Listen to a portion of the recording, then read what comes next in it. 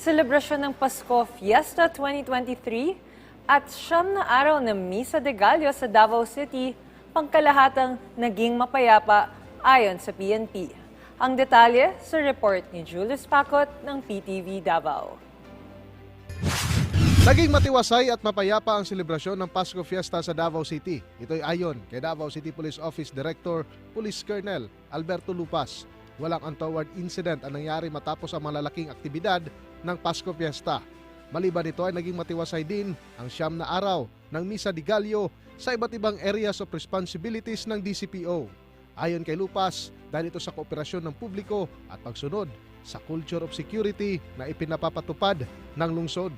Simbang gabi, sa tanang mga events sa Pasko Fiesta, so para very peaceful and very successful.